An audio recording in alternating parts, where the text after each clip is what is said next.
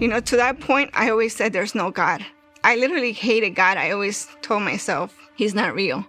So I remember that I was afraid to leave, so I did this prayer in the corner of the room before I left. And I said, God, I don't know who you are. I don't know if you exist. But if you do, I need you to help me. I am going to leave this house, and I don't ever want to come back to this abuse. So I need you to help me. All I remember is I knew that my parents were Catholic. And I remember just seeing a cross in my house. They would have a big cross with Jesus. And I knew that he was the Son of God. But I didn't know what Jesus had done for me. And based on that, I didn't know I could have a relationship with him. I didn't know that he loved me, or what was the price of the cross, what he did in that moment for me. Especially since I grew up, in an abusive household. Both of my parents were alcoholic. My mom was a diabetic. So due to that, when I was born, I only had a 3% chance of living. Wow. I was born with a hernia and one kidney. Unfortunately, my mother passed away when I was 4 years old due to her lifestyle. When my mother passed away, there was a downstairs neighbor that my dad would leave me when she was hospitalized at times. So she moved with us when my mom passed away. I didn't know what was happening at the moment, but I do remember that my dad sat me down and was like, she's going to be living with us. And she had a son with her from a previous relationship. So he moved with us as well.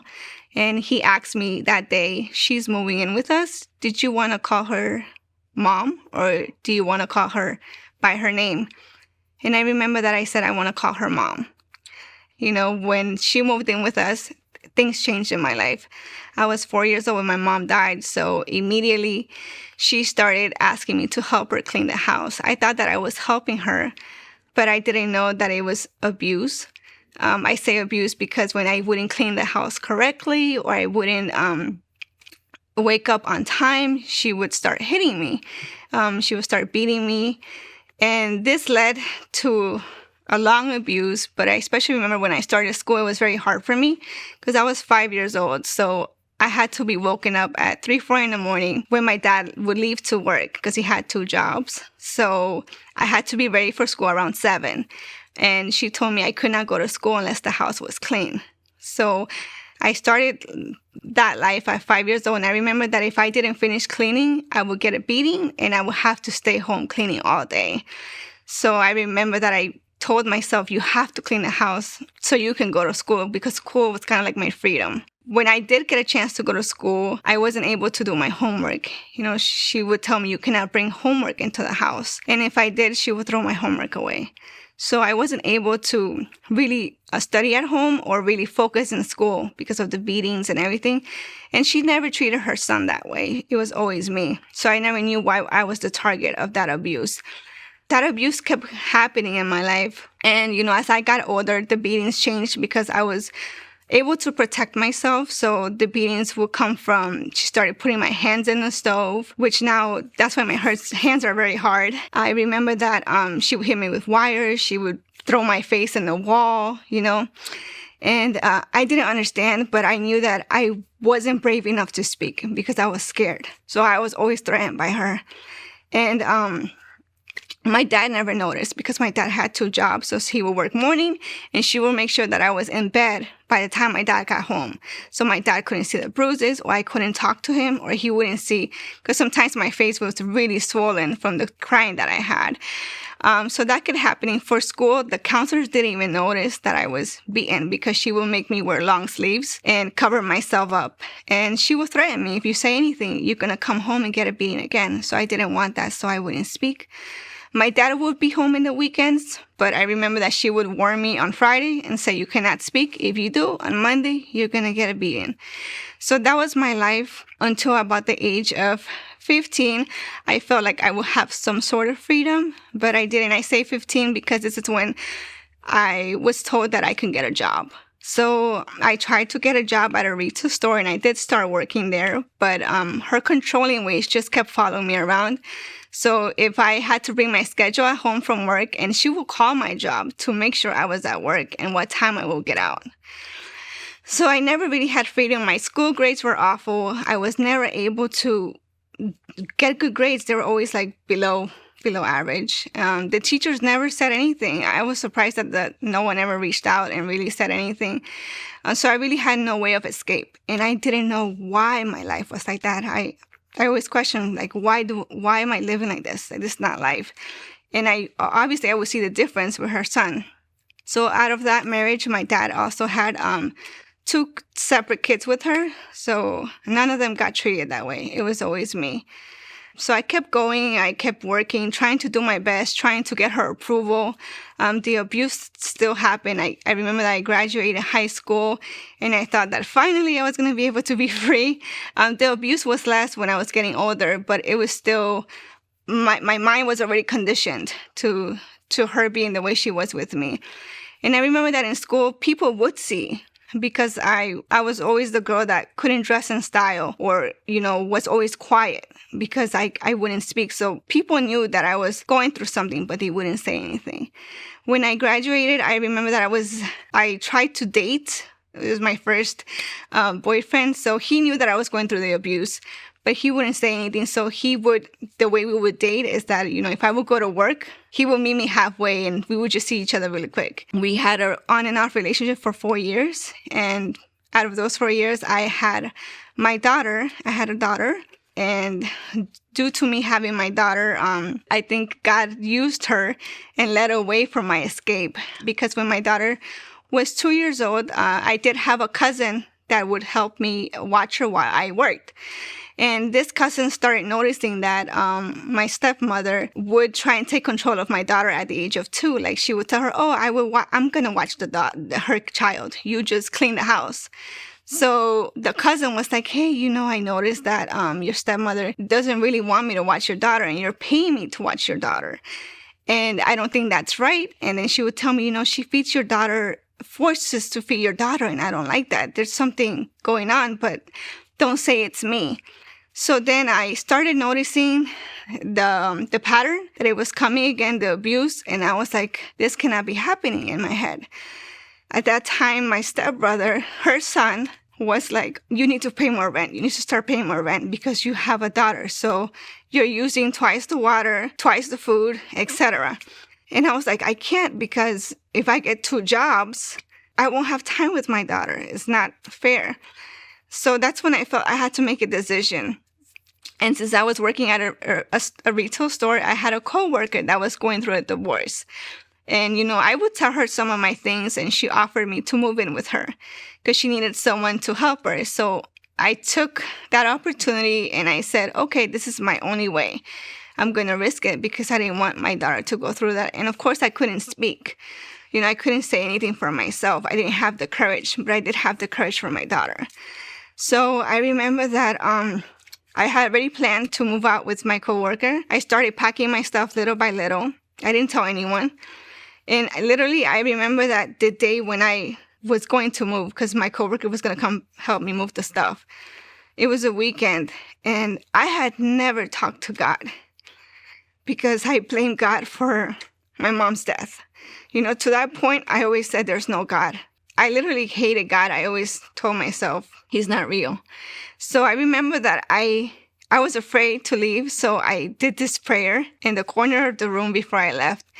And I said, "God, I don't know who you are. I don't know if you exist. But if you do, I need you to help me. I am going to leave this house, and I don't ever want to come back to this abuse. So I need you to help me." And that's the only prayer I did. And I remember that I got my stuff. My coworker took it and left. I remember that my dad asked me why I was leaving, but my stepmother told him that I was leaving because I wanted to be with the father of my daughter, which it wasn't the case. So my dad just let it be. He thought that I had left in rebellion, which I did not. So I moved in with this coworker. Everything seems fine from the beginning. She's helping me out. We work in the same place. Everything is good. And later I started noticing little patterns. She's becoming a little bit controlling, kind of the same thing as my stepmother. And during that time, she was going through a divorce. So I learned that she was attracted to me, in a different way.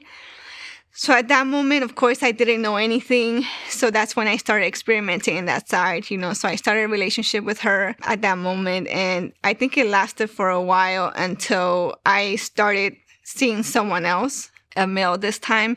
And I really built a relationship with him, and she knew it. I didn't thought she mind, but it did bother her. So when I started that relationship with that guy, she decided to bring her brother into the house to live with us. And pretty much her brother was like a bodyguard to make sure when I left, when I come back, if I was there when I said I would be there. So I started being afraid. I felt like, again, this controlling pattern. And one thing that she always told me, she's like, don't go in my room. We would sleep in separate rooms. And she would tell me that. But one day I was cleaning the house, and she left her room unlocked. And when I walked in, I saw a black magic book. I've never heard of black magic. I didn't know what it was. And I remember that I opened the book and I was like, what is this? I just kept reading, and I saw that she had a prayer in there. And I was like, okay, this is weird. So when she came home that day, I told her, I said, why is this book here? And then she said, oh, my grandmother taught me that, She didn't confess to me at that moment, but it was through a friend of ours that told me that she was doing black magic on me. So then, okay, I had to make a choice. At that moment, I had a friend that I would talk to, so I would tell her what I was going through. And she's like, hey, move with me. Like, my parents are renting a room, move with me. So I said, okay. But I said, you need to help me because I need to sneak out of here. They won't let me leave. So I remember that I told her, we're going to wait for the guy to go to sleep. And then when he goes to sleep, I'm going to throw the stuff out. You're going to help me. So it happened that way. She came. I threw my stuff out of the balcony. I grabbed my daughter and I left. And then whatever I left it there, and I never looked back. So I moved in. This was this new roommate. I know her since high school, so I thought everything was going to be good. I couldn't do laundry in the house, so I had to go out to a laundromat and do laundry. So in one of the times that I went to do laundry, I didn't know she was a medium. I didn't know about that, but this medium approached me. And she was like, oh, I'm doing free readings. Can I read your hand? And I was like, sure, go ahead, read my hand. And I remember that encounter because I cried because no one had ever told me that they knew about my suffering. So she described my life of all the suffering I lived when I was young. So that really moved me.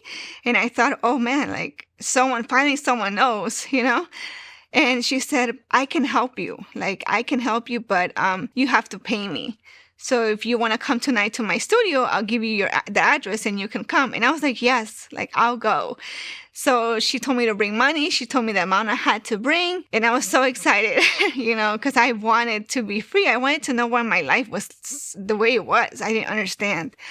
So I remember that I went that same night. I couldn't wait. I went that same night, and she said that she was going to do a reading for me with the cards. So I remember I walked in the studio.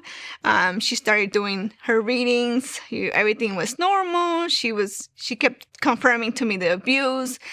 And she also told me that she can have me speak to my mother. My mother was dead. But I knew that I didn't want to do that. I didn't want to bother my mom because she was dead. So she offered me that. I said, no, leave my mother alone. So there was a moment when she was reading the cards. She was pulling the cards. Everything was fine. I remember that she pulled one card. And when she pulled this card, she just went, and then I was like, in me, I thought, oh my gosh, she saw the card of death. Like, this is it. And she just stayed shocked, and she was like, can I ask you a question? And I said, yeah. She's like, do you know who God is? And I was like, I've heard of him, She's like, do you know who the God of the Bible is? I said, no, I don't. And then she was like, well, when I was pulling the cards out, an angel appeared to me and told me that I couldn't continue reading the cards to you because, God wants to speak to you. And I was like, how do you know God if you're a witch? It didn't make sense to me. And I remember that when I was sitting, there was a purple curtain behind me. And she got up and she's like, come here. So I turned around because I was kind of scared. And she opened the curtains. And when she opened the curtains, there was about 6 people sitting on the floor eating food from a plate. And she said, I know who the God of the Bible is. And I know what I'm doing. But I have to do it because in my country, this is what we do. And I need to feed them. So I was like, oh, wow. So then she closed the curtain and she went back to sit. And I just like was in shock. And she's like, so God is asking me to ask you if he can talk to you. And in my head, I was like, why is he asking me? And she was like, God is asking you because he's a gentleman. So he has to ask you permission. And then I sat there and I thought about it and I was confused. And I was like, fine. What does he have to say? So the first thing she told me, okay, he wants you to know that he loves you. And when she said that, I started crying. Because I was like, that's not true. If he loved me, why is my life like this? But I guess God knew what I was thinking. So she said, God said that he wants to help you. But he can't help you because you don't allow him in your life. You don't let him in. And it's true because I hated him. So I never thought about him. And I didn't know how this relationship thing worked. I didn't know. She said, God says that you have two choices right now. Either you accept him and you look for him, or I continue reading the cards. But I can't continue to help you if you don't make a choice. You have to make a choice, either God or this. So I didn't know. And of course, I still had that negative thought about him in my mind. So I remember I said, no, I don't want God. Like, continue. So from there, she was able to close whatever she was seeing. She's like, okay, I can continue now. Because obviously I denied him, So she kept reading the cards and, she kept just, after she finished reading the cards, she just like, okay, this is what I can do to help you. So she gave me some potions, some pebbles, some body washes to do. And she gave me like a schedule to wash myself and light the incenses. And she said that this will cleanse my life and it would help me. So I took it, I believed it. And she told me that when I run out, I can always call her to get more, to renew myself. So I took them with me and I did do what she told me to do, I didn't know any better. I thought that it was going to work. Also, before I left, she told me, oh, and the roommate you're living with, you have to be careful because she is not good. So you need to move out of there. I didn't know what was going to happen, but a week or so, I think almost 2, I couldn't find my credit card in my wallet. I was like, where's my credit card? And I checked my bank balance. No money. Gone. I was like, okay. I remember that I called to make a fraud report. I came back to the house. I told my roommate what had happened. She never said anything. She acted like if nothing ever happened, she knew about it. Later, I had to call the police to get my money back. So I had to make a report. And once I did that, she admitted that she had stolen my money. So here we go again. I had to find somewhere else to go because obviously I could not live there anymore. So I contacted another high school friend and she told me that I can move with her. So here I go. I grab my daughter and I move again. I had no money. So I had to take money out of my 401k at that moment. My car was breaking down. So I had to use that money to get a new car. I moved with my new roommate and to find out she's also doing witchcraft. So it's like this thing keeps following me. And thank God that when I was there living with her, a friend from high school, she became Christian during high school. So everyone knew that she was Christian. And she called me and she was like, hey, I haven't spoken to you. Like, I want to invite you to my church. Like, we have a church event. I want you to come. And she had invited me before, but I always denied it. I was like, I don't want to know about God. Like, he's not real. Like, so I remember that she invited me and I said, I'll think about it, But part of me didn't feel right because I was doing the witchcraft. Not just what I did, but with this new roommate, I was learning new things, So something in me, it was like, I cannot go to God if I have this stuff. So I remember that I thought about it and I said, okay, I'm going to go to church. But before I go to church, I'm going to get rid of the stuff. So the only thing that came to my head was like, I'm going to go to the nearest church and throw this away because I don't want it. I want God. So I remember that I grabbed everything, and where I lived, there was like a Catholic church. So I remember that I walked in the church and it was empty. And I just ran to the altar and I threw everything into the altar. And I said, God, like, I want you. I don't know what to do, but I need you. And I just left it there. And I never looked back. And I called my friend and I said, okay, I'll go to church with you. So I went to that church event, and I remember that I accepted Christ. I didn't know what I was doing, and I didn't know what it meant. I heard the preaching, I saw the event, and the pastor did the call. And I said, okay. But I never came back. I didn't come back. I kept living my lifestyle. I didn't do the witchcraft anymore, but I just, started living a very promiscuous lifestyle. I didn't know what love was, so I would confuse, being intimate with someone as love. I just started, doing this stuff. And I remember that I lost my job. So things just started going downhill from there. Instead of doing better, I had no money. I was like not using my money wisely. My car was messing up again. I was like, okay, thank God that same friend called me a year later. And she was like, hey, we're having a church event. Do you want to come? And I was like, oh man, I need to go. Like, I need help. So I said, yeah, I'll go. And I remember that I went to this church event again, and I accepted Christ again. But then this time when I accepted Christ, I remember that when I accepted Christ, I would always have back pain. I had back pain for at least 4 years. And I would go to doctors because since I only had one kidney, I thought my kidneys were failing. But the doctors were like, no, you're fine. You're fine. Everything's fine. So I never understood why the back pain was so heavy. And I remember that day when I accepted Christ that time, something supernatural lifted off me. I felt it lift off me. I didn't know what it was, what had happened. I just knew that something was lifting off me. And due to that experience, I decided to come back. So I started coming back week after week after week. And I remember that one of those weekends when I came, we had a guest preacher. And he came to me. He's like, oh, that back pain you had? God healed you from it. And it had not hit me until he gave me that word. And I started walking again. I started reflecting, oh my God, it's true. I don't have that back pain. So that's what it was lifted at that day. So from that experience, I kept coming. After 8 months of being in a church, I got baptized.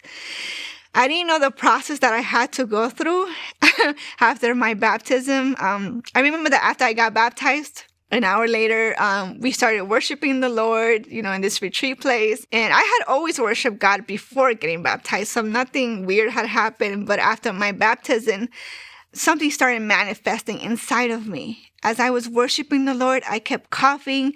I felt like I couldn't breathe. I kept grabbing my own throat, and to the point where I fell because I felt like I couldn't breathe. Until one of the guest preachers we had that day, I guess God showed him what was happening, and he was like, oh my God, it's like she did witchcraft. Like that's what's happening. So obviously those spirits did not want me to worship the Lord, So I remember that they took me to the back and they were like, did you do witchcraft? And of course I had to confess that I did. So they helped me deliver myself there. But that wasn't just my first deliverance, that I had to deliver myself from all the fornication I did, all the strongholds that I had. I also struggled a lot with masturbation and pornography. So it was a process that I had to go through, and it was like a constant every weekend, deliverance. And I was like, oh my God. And also through that process, it was hard for me because I would keep falling into fornication. As God was working in me, I couldn't let go because I felt that was love. Again, I confused it. So of course, the Lord had to come back in again and put me back in the right path. So it was a continuous healing process for me. The Lord revealed to me that I had a lot of forgiveness to do due to the past that I had lived. I had to forgive my stepmother. And that was one of the hardest things that I had to do because I didn't understand. I told God why. if she hurt me, why do I have to ask her for forgiveness? And the Lord told me, because you've held so much anger, it's become a stronghold. And you need to ask her for forgiveness for all the anger that you held in her, for her. And I was like, I was scared to her. I had not talked to her ever since I left the house. And I just said, okay, if you want me to do it, I need you to do it because I can't. I can't approach this woman. So I just left it like that. And I remember that I hadn't really talked to my dad much. If I would call him before his birthday or Christmas or something, and I remember that one of those days we were going to go out. And I went to the house where he lived with my stepmother, and he told me to go inside. And I just did. I just went inside. And I remember that I saw my stepmother, I saw my stepsisters, and my dad is like, oh, I have to get something in the room really quick. And my stepmother and I were left alone in the kitchen. And she was like, oh, hey, like, I heard you're Christian now. And I was like, yeah, I am. So it's weird how, it came about to be. And she was like, I wanted to ask you for forgiveness for everything I did to you. I know that it was wrong. And I said, no. God told me that I had to ask you for forgiveness because I hated you for so long. I had so much anger towards you, and I'm sorry for that. And I remember that we both cried and we hugged each other, and I received that forgiveness healing that I needed too. I no longer saw her as an evil person, but as, a victim. She also needs freedom. So the Lord kept working with me, and the Lord also told me that I had to go back to school. This was a desire that I always had as a child. I always wanted to go to college. I wanted to pursue a career. But obviously I couldn't because my grades were just awful. And due to the fact that I couldn't concentrate in school and I couldn't do my homework, my grammar was just really bad. I didn't even know my punctuations, where the comma went, nothing went.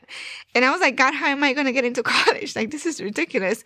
So I remember that I just applied and I didn't get in. I didn't get in because I failed the grammar part. So I waited another year and I went again. And, I had to ask my daughter for help because I had not studied and I knew I was going to fail the grammar part. So thankfully, it was a humbling experience, but I was able to get through with the help of my daughter. So I got accepted into college, and God was very graceful through that period for me. Like, he put grace in my teachers. They were very understanding. And now I have my bachelor's degree. So I give God all the glory because he's restored that desire in me, And the Lord also told me that he was going to bring my father back. So I was like, what? He had been married to this woman for 35 years. I didn't know what God was going to do or why he was going to bring my dad back, because I told God, my child years are done, like I can never get those back. But the Lord told me he needs freedom too. So I'm going to free him and he's going to come to you. So I remember that one time my dad gave me a call and he was like, hey, do you want to go out to eat? I was like, sure, let's go out to eat. So we went to eat, and when we sat down, we started talking, and he's like, I have a question for you, but I just want you to answer me with a yes or a no. And I was like, okay, sure. So he was like, did this person abuse you? And of course he said my stepmother's name. So I said, yes, she did.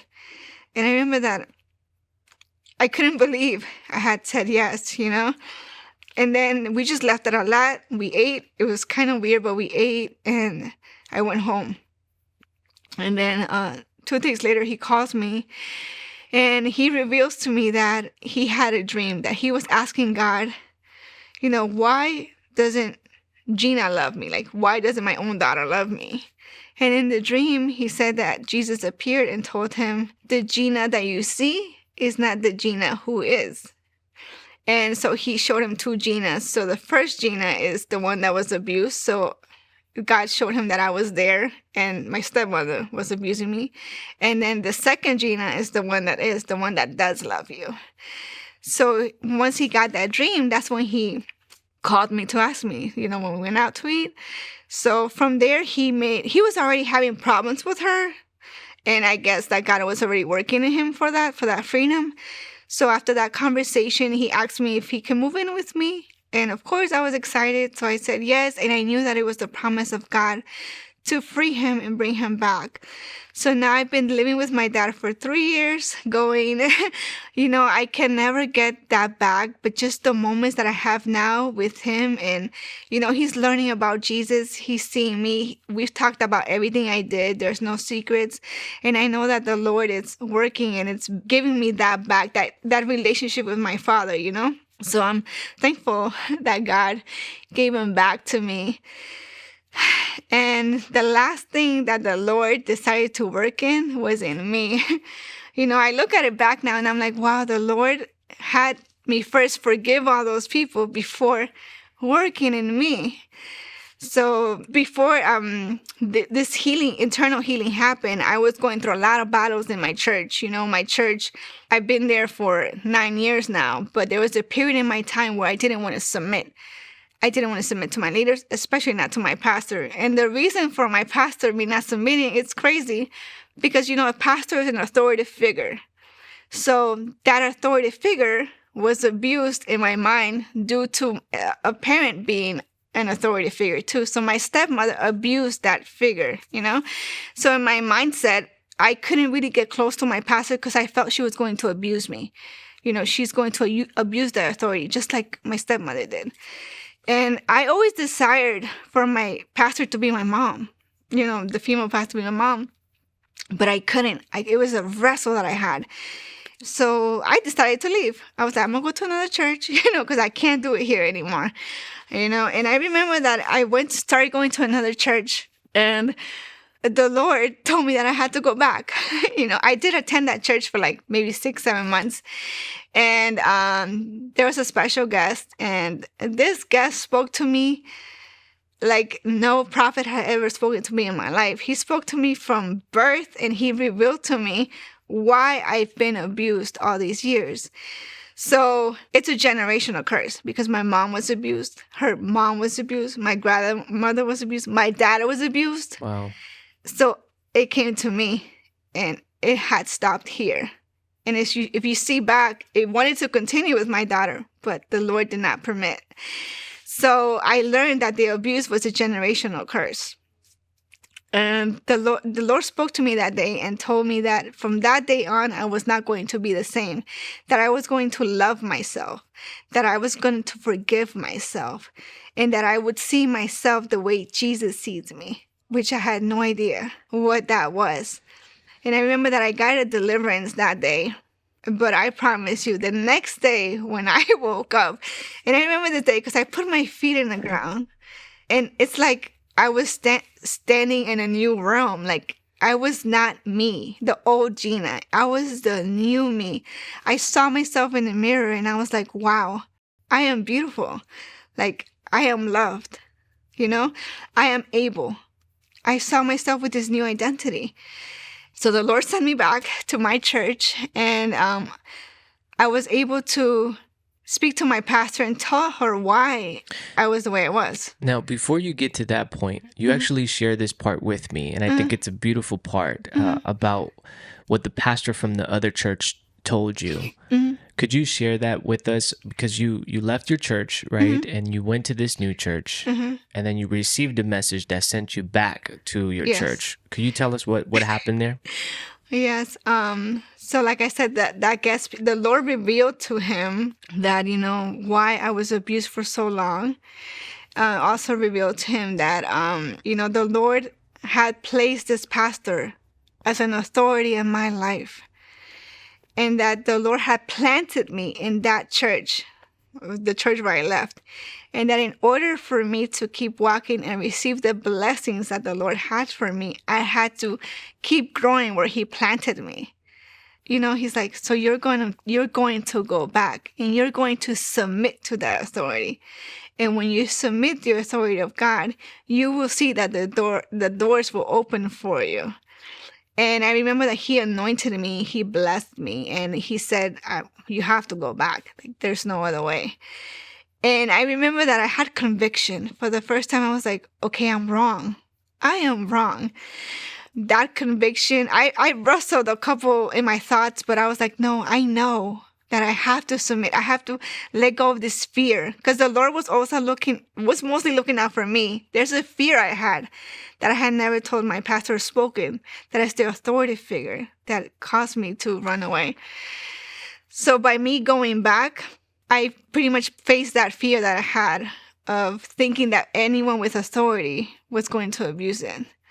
Now that I have a wonderful relationship with my pastor, and she's the mother figure that I didn't have. And I thank God, because I can see how the enemy did not want me to see her as a mother, because now I feel complete. I have my dad, I have my pastor, which is my spiritual mom, but she's also, I call her my mom.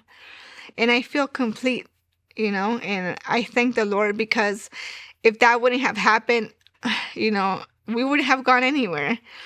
And thanks to that, I'm able to love myself too. I forgave myself for everything that I did to myself during those years. All the abuse that I let in me, all those negative thoughts that I had of me, I didn't know that I had an identity in Jesus, So once the Lord freed me from that mentality, because it was attacks of the enemy in my mind for all these years, I only received rejection, abuse. So the Lord freed me from that. And since that day, I love myself. And now that I love myself, I can love others. Because when I didn't love myself, I was so bitter. Even though I was in the gospel and walking with God, I was still bitter. I couldn't understand why some people were happy. It looked so happy, but I wasn't. Of course, God was still working in me. There was happy moments in my life, but there was something in me that was not happy. And that's because I didn't love myself and I couldn't love others. And now that I'm able to love myself, my vision has changed. My heart has changed. It has opened to love people how Jesus loves people. So I thank the Lord for that. And, the Lord redeemed me. He redeemed me from the past. Everything that the enemy tried to take away, the Lord has brought it back, has restored it, and is giving me, and is going to give me more. So, I praise Jesus for that. Gina, who is Jesus to you?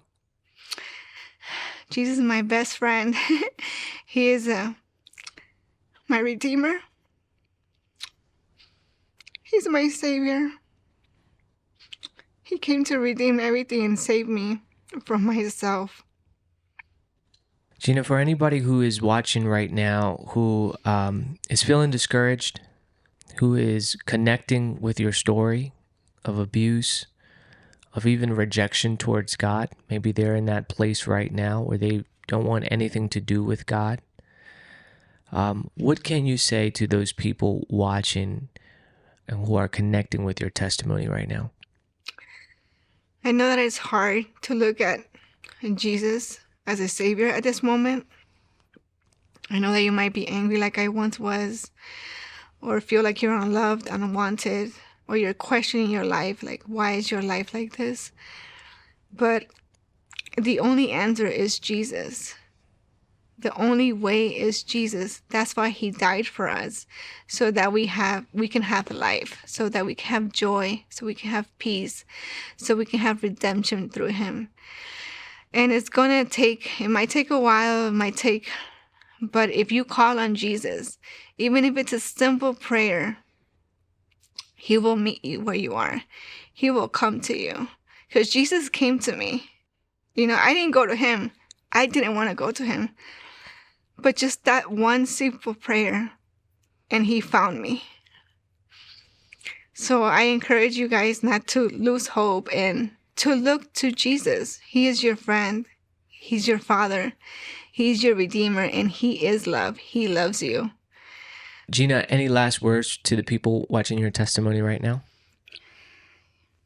Yes. So as I prayed last night, I felt, the Lord telling me to tell you guys to not throw in the towel. It is time to be free and to be healed. It's your season. Stop allowing the pain to be extended when God has given you the opportunity through Jesus Christ. Thank you.